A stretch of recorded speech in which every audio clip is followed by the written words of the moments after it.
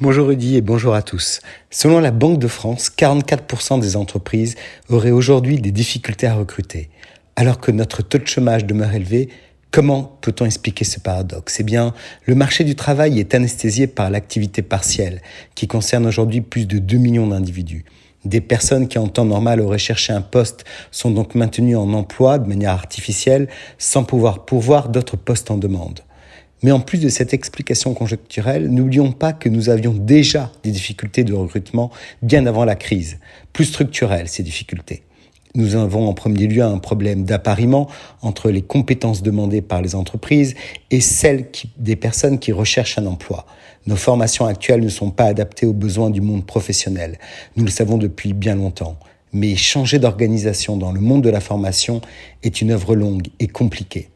De plus, nous avons un problème de mobilité de la main-d'œuvre, ce qui est un syndrome franco-français très loin de la capacité des Américains à changer d'État pour avoir un nouveau job. Il est difficile pour une personne en France qui vit dans un bassin d'emploi sinistré de se dire qu'elle va vendre sa maison qui ne vaut plus rien pour s'installer dans une zone certes plus dynamique, mais où l'immobilier est peut-être des fois plus cher. Enfin, certains secteurs comme la restauration ou le bâtiment ont un problème d'attractivité, dû à des salaires peu élevés et à des conditions de travail difficiles, qui s'est aggravé avec la crise sanitaire.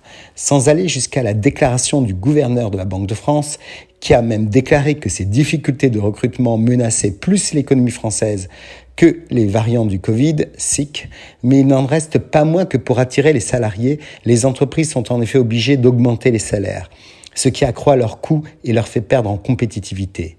Mais nous avons observé ces dernières années que ce mécanisme devenait de moins en moins vrai. L'attractivité passe désormais par des contrats plus longs. Alors les solutions ? On peut agir sur les problèmes structurels. Les entreprises doivent se rendre plus attractives et les pouvoirs publics doivent former les chômeurs de longue durée aux métiers de demain et mener une politique du logement qui encourage aussi la mobilité. Cela dit, il ne faut pas s'attendre à une solution rapide. Ces mesures peuvent prendre plusieurs années avant de porter leurs fruits. D'autres solutions existent et règlent en partie la problématique comme l'intérim qui repart très fortement à la hausse en 2021 et l'externalisation grâce à notamment le management de transition.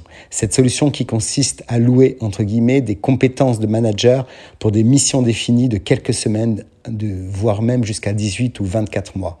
Ou enfin, on peut intégrer également de la main-d'œuvre étrangère qui est de plus en plus sollicitée.